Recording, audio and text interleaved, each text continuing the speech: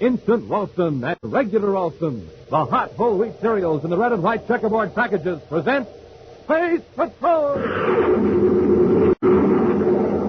High adventure in the wild, vast reaches of space. Missions of daring in the name of interplanetary justice.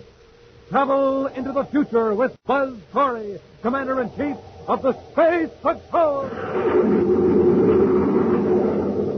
In today's transcribed Space Patrol adventure, Buzz and Happy are in their spacesuits on Saturn's moon number 5.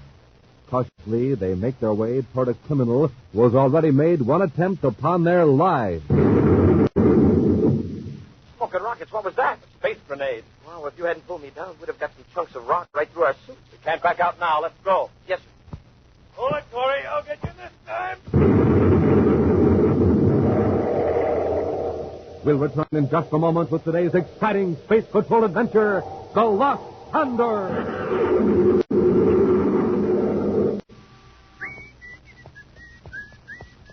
Hey there, Space Patroller. Hold up a minute. What's all the rush?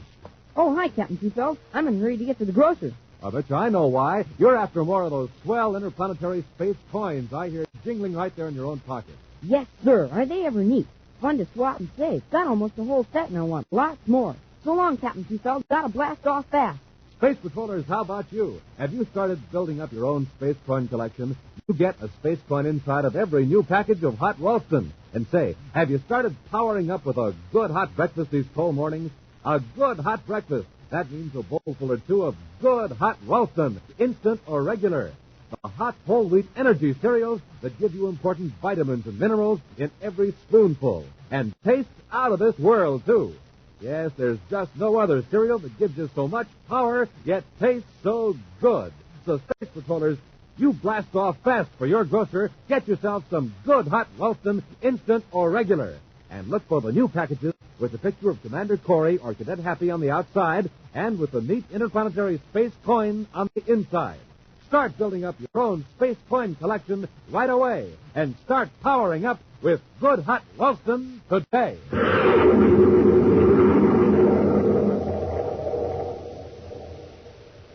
And now, today's Space Patrol adventure, The Lost Condor. Buzz Corey is at a criminal rehabilitation center on the planet Venus, conducting his annual inspection when he receives a strange request through one of the doctors. A patient named Don Flake has asked permission to speak to him. Right now, Buzz and Miss Cadet Happy are seated in the spacious lounge of the discharge section talking to the young man. Awfully good of you to see me, Commander. What is it you wanted to talk to me about, Flake? Well, that's the strange part. I don't know exactly. I suppose I should be happy about being released. But I'm not. I'm worried. There's nothing to worry about. You have a job and a place to stay. Sure, you'll be a draftsman at spacecraft plant number 2 on Mars. It's all arranged. That isn't what bothers me. I have the feeling I haven't told the authorities everything. If that's all that's the matter, you can stop worrying. When you were arrested, you were given a brainograph test. Everything you knew about the crime you committed was on microtape. Sure, you couldn't have held anything back if you wanted to. Still, I have a feeling that I know something unpleasant, something evil. Dealing with what? A certain place or a person? Well, that's the trouble. It's nothing definite. If there is something about a crime in your subconscious mind, it would have shown up in the first test. Well, maybe it'll come to me later, after I'm released. It may, but the chances are it isn't very serious. I hope not. My diary. I'll go through that when I get settled. Your diary? Yeah. Before I was arrested, I kept a detailed record of everything I did. Perhaps some entry in my diary may jog my memory. Well, that's possible. If it turns out to be important, let me know. I certainly will, Commander. And thanks very much for talking to me. Good luck, Blake. Come on, Happy. We'd better get back to Terra. A few days later, young Don Blake returns to his home a short distance from the spacecraft plant in Lowell City on the planet Mars. And as he enters the comfortable living room... Oh. Who are you? Hello, Blake. Nice place you've got here. How did you get in? You just walked in. The door wasn't locked. No. No, I don't like locked doors. I can understand why. You haven't told me who you are. Doesn't matter. I know who you are and where you've been for the past 9 months. Well, that's no secret, but I can't see it's any of your business. Now, don't get thirsty. I'm here to do you a favor. A big favor. What kind of a favor? You have some information I can use. I'm willing to pay for it. Information about my work? If that's what you're after, you can get out of here right now. Calm down, Blake. Calm down. The information I want has nothing to do with your present job. It's about something that happened about 10 months ago. You mean my robbery I committed? No, Blake. What's that? Tell me, does the name Condor mean anything to you? Condor? You associated with the spaceship. No. Now, think hard. Did you ever have any dealings with the pilot of a tramp spaceship called the Condor? What? No, I'm afraid I can't help you now. If you'll be good enough to go, I'll... Hold on. Let's not give up so easily. The memory is sometimes a freakish thing.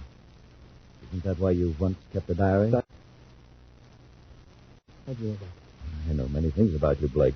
You wrote many trivial things in that diary. The titles of books you read, the names of chance acquaintances. Yes, that's right, but... And the name of the pilot of the Condor is very likely in your diary, or at least a clue to his identity. I'm sure you're mistaken. It won't hurt to let me look through the book. And that's what you're willing to pay me for. Well, not entirely. The money will be for you to keep this conversation a secret. How about it, Blake? I don't like this at all. You won't even tell me who you are, yet you offer me money for information on a purely personal, private document. No, I'm not interested. Better think it over, Blake, for your own good. Is that a threat? That crime you committed a few months ago. Did it ever occur to you that someone may have been behind the scenes, quietly arranging events to your advantage, sort of paving the way for you? No, it was my own idea. I was in it by myself. It was just an accident that I found a man who could help me dispose of a loot. That's all. Accident, was it? Blake, that man was there when you needed him because I planned a complex chain of events. But I got caught. Everything stolen was recovered. I planned that, too. Your petty crime was arranged to distract attention from a much bigger crime. I don't believe it. That's unimportant. My plan was complex to protect myself. There were many people involved, each as ignorant of the master plan as you were. An unforeseen accident occurred. I had to put my chessboard away for 10 months, so to speak, until I could put a certain pawn back into play. And I'm the pawn. Is that it? Exactly. Your diary probably contains the small bit of information I need to win the game. If you don't help me, well, I can easily arrange another series of events around you. You can't make me commit another crime. No. I wouldn't be too sure, Blake.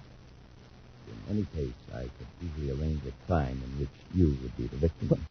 It would be a shame if your second chance in life were to be cut short, Blake. I'll give you 48 hours to think it over. If you're smart, you'll give me the diary when I come back. Several hours later, on the man-made planet Terra, Buzz and Happy are working late at Space Patrol headquarters. I'll get it to you. Commander Corey's office. Good Happy, man. Who's calling? Just a minute, please. Sir, it's Don Blake. Blake? Oh, from the rehab center. Yes, sir. He wants to talk to you. Says it's important. All right, huh? This is Commander Corey. How are you, Blake? Look, Commander, I've got to talk to you. Where are you? Terrace Spaceport. All right, come on up. I'll tell the duty officer to let you in. No. I wouldn't dare do that. What's the matter? Are you in trouble? Not yet, but I can't tell you over the phone. It's about the matter I spoke to you about on Venus. It involves a serious crime. I just got in from Mars, and I may be followed if I leave the spaceport. Followed by whom? Commander, I'm near gate 22. Get down here right away. All right, Blake.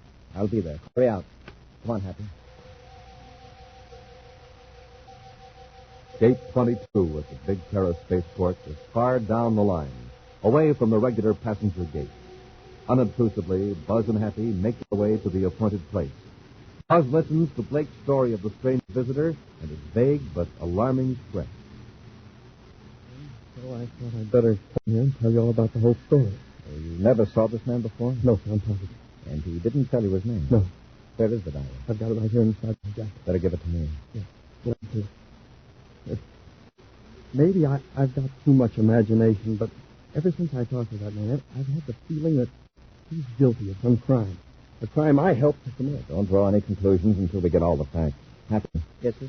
See that Mr. Blake gets back safely to Mars. Put him aboard the next passenger ship out of Terra. Commander, you're not going to send me back to Mars. You'll be guarded. When that fellow shows up for an appointment, we'll nab him.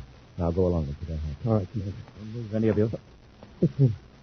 That's the man. You're very foolish to try this, Blake. Now, Commander, give me that diary. Why should you be interested in this man's diary? Quit stalling.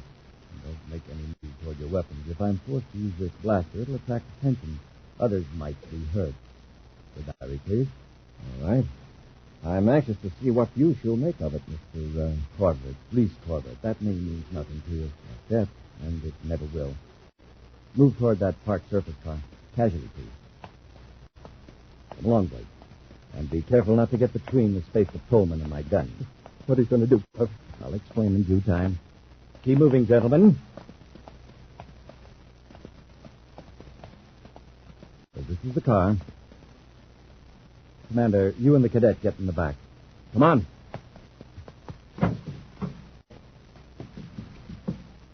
You'll drive, Blake.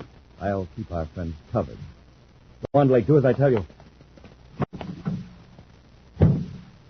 All right. Now, the slightest move from either of you, and you'll find out what a blast gun does at close range. Start the car, Blake.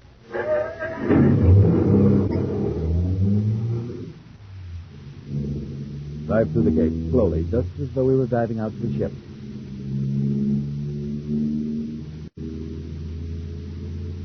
Turn left, there, at the far end of the port. There's no ship out here. No. Nothing but a fuel storage tank. Now, you two in the back, lean forward. Come on. All right, Corey, here's yours. Hey, what's the idea? Now, Blake, jump out of the car. No. You heard me. No. Jump unless you want to be part of the accident. What do you mean? Yeah, I'll follow as soon as I head the car right for that fuel tank. Now, get out!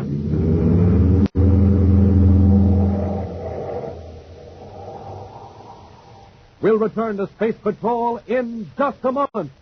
Listen to that football player kick that ball.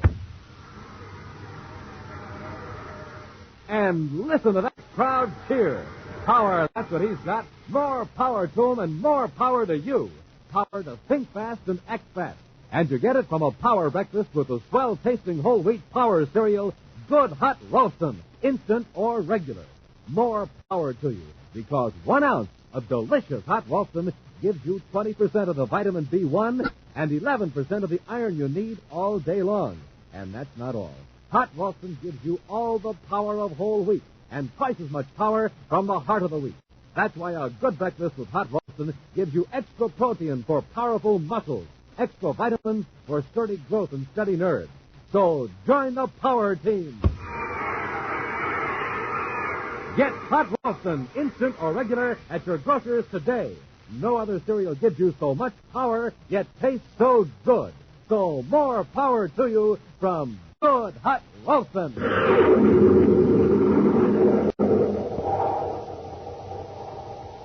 And now back to our Space Patrol adventure, The Lost Condor. For a reason he is not fully divulged, the man calling himself Least Corbett is after a diary belonging to Don Blake, a young man recently released from a criminal rehabilitation center. While Buzz and Happy were talking to Blake in a dimly lit portion of the spaceport, Reese Corbett appeared and, drawing a blast gun, took the diary and then forced the three men into a surface car. After knocking out Buzz and Happy with the butt of his gun, Corbett ordered Blake to jump from the moving car. Then Corbett leaped out, leaving Buzz and Happy in the car, which is now roaring across the spaceport toward a fuel storage tank. Dazed from a vicious blow, Cadet Happy raises his head. Oh, my head. Look at rocket. Who's driving? Hey, Commander, we're headed right for a fuel tank. Grab the wheel, Happy.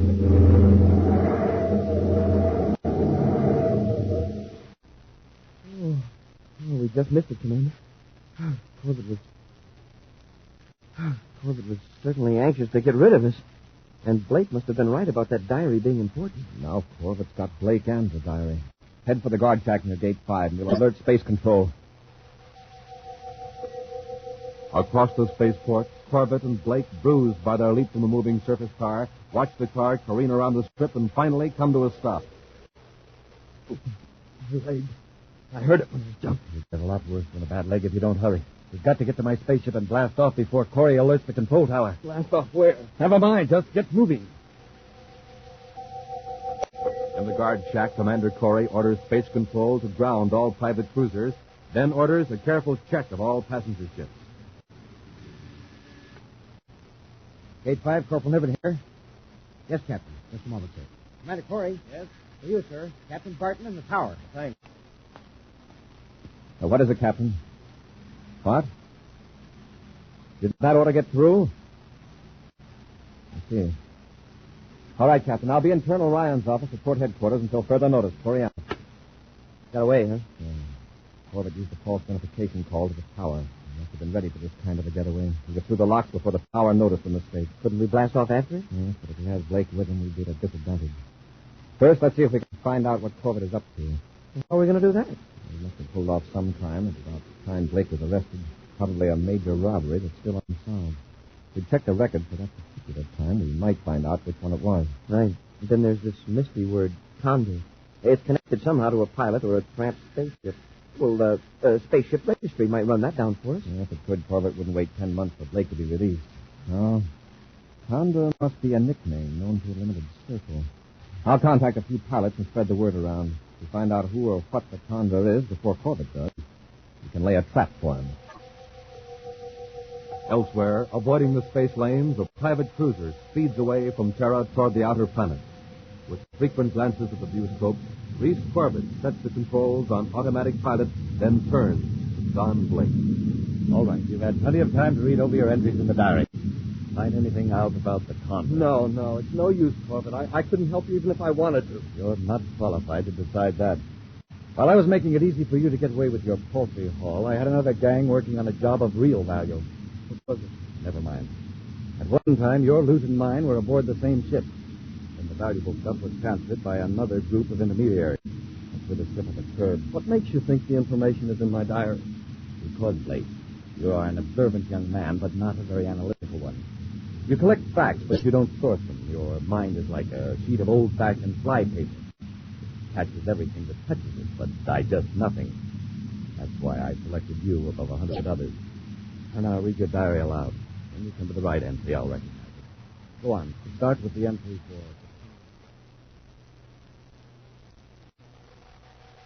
for... In the spaceport office on Terra, Cadet Happy brings Commander Corey a sheaf of reports he's just received by Spaceophone. Here it is, sir. List of crimes that occurred during the period you mentioned. Thanks, Happy. I put a check mark on this one, sir. 1 million space credits stolen from Interplanet Bank. Nothing recovered to date. All suspects arrested so far have been released as having no knowledge of the crime. It's pretty hot, doesn't it? Yes, Hap, it does. And it all ties in with the information I have on the Condor. Got a lead, Hap. One of our men got hold of a commercial pilot who would talk. You found out what the Condor is? Yes. It was an old tramp spaceship. No one has seen or heard of it for several months. It was owned by an old-time pilot named Stubby Sykes. Well, did he disappear with the ship? No, he's now working as a mechanic. Mechanic? Where? You'll find out when we get to the Jupiter City spaceport. Let's go. Hours later, the Terra 5 lands at Jupiter City Spaceport, and Buzz and Happy go immediately to a rambling structure bearing the sign Repair Shop, number 6. A foreman points toward a short, stocky, middle-aged man engaged in straightening a section of rocket engine housing. Excuse me, are you Stubby Sykes? Yep. Could I talk to you a minute? Sure. Glad of a chance to rest. Swinging hammers, heavy work. It must be. I'm Commander Corey of the Space Patrol, Mrs. Cadet Happy. Hello, Mr. Sykes. Howdy. Won't shake hands. Pretty greasy. Say, isn't there an easier way to straighten that metal, Mr. Sykes? I mean, with a machine instead of a hammer? Son, there's 3 ways of doing a job. Easy way, hard way, and right way. I'm doing it the right way. I guess I got to. I guess you did. Mr. Sykes, I'd like to ask you a few questions. Fire rockets? Did you ever own a spaceship called the Condor? Did you, Mr. Sykes? Yeah. Why? What happened to it? Ship can't last forever, Commander. You know that. Yes, but what happened to the Condor? It's an old ship. Done its work and had its day. Cracked up. Smashed, so now I'm a mechanic. That answer your question? Pardon me. When did this happen? Oh, 10 months ago, more or less 12. Saturn's 5th moon. Controls wouldn't work. Tried to land to make repairs. Condor cracked up. I finally hailed a small lunar cruiser. With a real smart aleck pilot. He was lucky I didn't toss him through his own nose port with the cracks he made about the Condor. I'm sorry about your ship, Mr. Sykes. Oh, was any of the cargo salvaged? Cargo? Nothing but junk. Not even a payload. 200 pounds of processed food and a few cases of tools. Nobody'd bother going after it. Record's still there. Mr. Sykes, would you help me find the Condor? Well, right now I'm on overtime. Got to get this job done today. How about tomorrow morning? All right. Tomorrow morning. Fine. I'll make arrangements with the foreman. However, the next morning, after a visit to the airport, Happy returns with disturbing news.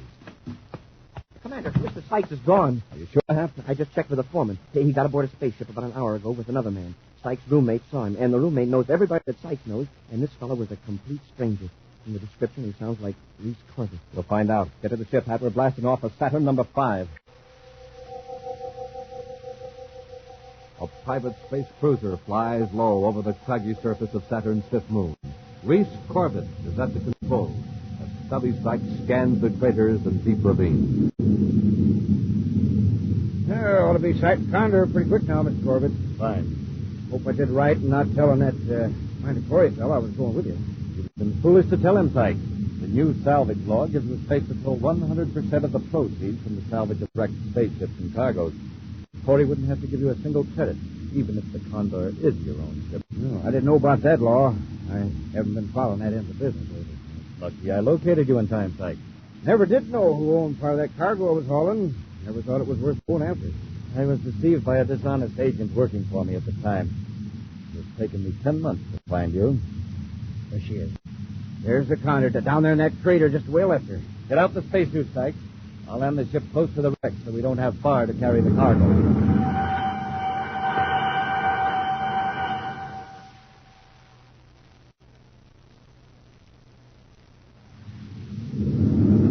Near as I can tell at this distance, Commander, they're decelerating. They must be preparing to land. You're right, sir. They've sighted the Condor. The wreck shows up in the viewscope way up in the corner. Grid 9-8. Yes, I see it. Now the quickest to land close to them without giving them a chance to blast off. You can come in low and keep the sun behind us. Yeah, they won't be able to hear our rockets as long as there isn't any atmosphere. Sure, your suit spaceophone is set to our secret frequency. We may have to use the regular frequency to talk to them, but I don't want them picking us up, so we're ready.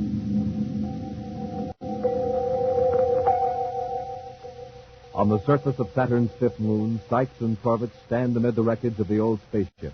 Scattered about are half a dozen large crates, which Corbett examines carefully. Unnoticed by either man is a tiny black dot against the bright disk of the sun, a dot that grows steadily larger. And we won't have to move all of these crate bags. Yes, you know what you're doing, Mr. Corbett, but none of this stuff looks very valuable to me. Oh, don't you worry about that. You'll get the 500 credits I promised you the moment we're through loading and back in the ship. That isn't a life for you. Here I am, a mechanic, getting more for lugging a few crates than I got for many an interplanetary trip as captain of the old Condor. I couldn't have found the Condor without you. Besides, I may need your help to destroy the wreckage. Huh? I don't need destroying anymore. 3 space grenades will blast the old hunk to pieces, and the Space Patrol will never find it. That hardly seems necessary, Mr. Corbett. What do you care? Come on, Sykes. Let's get to work. Help me with this crate. All right, you're the boss. Say, over there. Where'd that other ship come from? Darned if it didn't land without me noticing. Corey's ship. Those 2 fellows in spacesuits. Must be Corey and his cadet. Well, he was here first, so I guess the Don't joke's stand on there it. jabbering. Stop. Take one of these space grenades. Say, hold on. What are you going to do? Yes. Corbett, are you crazy? Smoking rockets, what was that? A space grenade. Wow, if you hadn't pulled me down, we'd have got some of those chunks of rock right through our suits. We can't back out now. Get behind this rock, Happy. It looks like Sykes is on our side. He's pulling Corbett's arm. Corbett's got another grenade. Well, shall we rush them? Yes, from above. Huh? With low gravity on this moon, we can reach Corbett in 1 leap. Well, yes, sir, but we'll come down awful slow. We'll use our jetpacks to force us down quickly. All right, Hap, jump. Hey, he missed us again, thanks to Sykes. Use your jetpack, Hap. Hit the ground as soon as you can. Yes, sir. Now, tell me, where's Blake? He's in the ship, locked up in the compartment. He's all right. Better be. Commander, Yes, Sykes. tried to stop Corbett from harming you. Don't know what he's up to, honest to don't. I believe you. Happy, show Sykes what Corbett came here for. Show him what's in that damaged crate. Oh, yes, sir. Here, Sykes. Take a look at this. Space credits? Bales of it. $1 million of them, Sykes. You and Blake can split the reward. Reward? I get a reward? Certainly. Blake led us to you, and you led us to the money. Oh, Condor. Seems like she's worth more busted up on the ground than she is flying. Well, with your share of the reward, you can probably get another ship, Mr. Sykes. Nope. I reckon I'm just like the Condor here. Better off on the ground. It's all the same to you. Buy me a new hammer. A big one.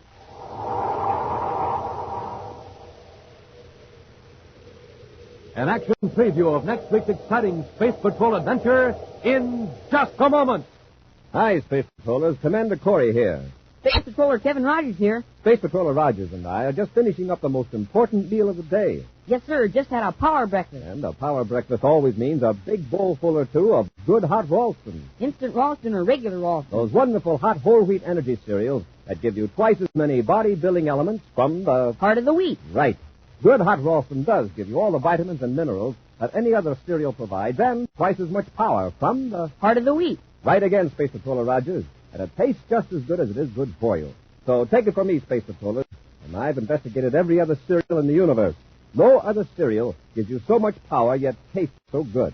That's why it's the official hot cereal of the Space Patrol. So head for your grocers, get a package of good hot Ralston right away. And remember, you get a swell interplanetary space coin inside every package. And now a preview of next week's exciting Space Patrol adventure.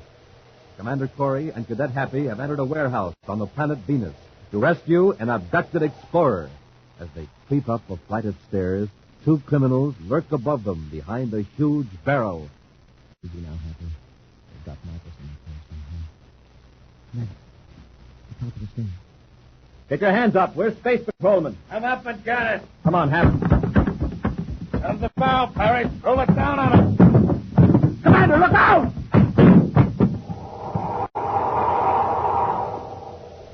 Be sure to join us again next week for the thrilling story, The Venus-Tulania Mystery, when Instant Ralston and Regular Ralston again present Space Patrol! Space Patrol, created by Mike Moser, starring Ed Kemmer as Commander Corey and Lynn Osborne as Cadet Happy, was written by Lou Houston, produced and directed by Larry Robertson, executive producer Mike Devery. Other players were Ken Mayer, Norman Jolly, Stephen Robertson, and Joe Cranston. Dick Tufeld speaking. Now, don't forget to tune in next Saturday and every Saturday when Instant Ralston and Regular Ralston again present Space Patrol!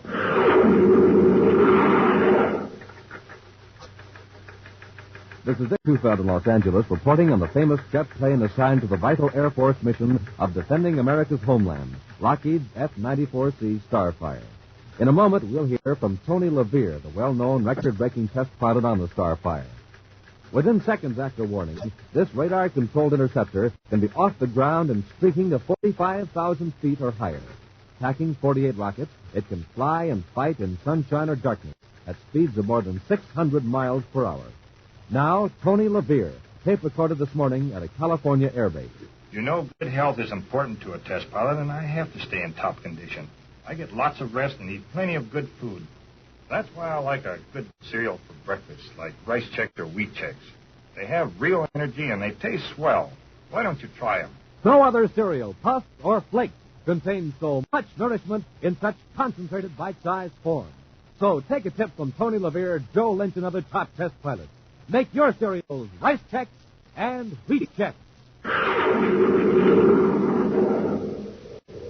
Be sure to see another exciting Space Patrol story on your local ABC television station.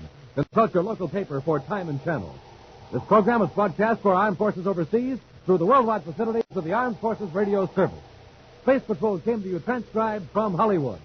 This is ABC Radio Network.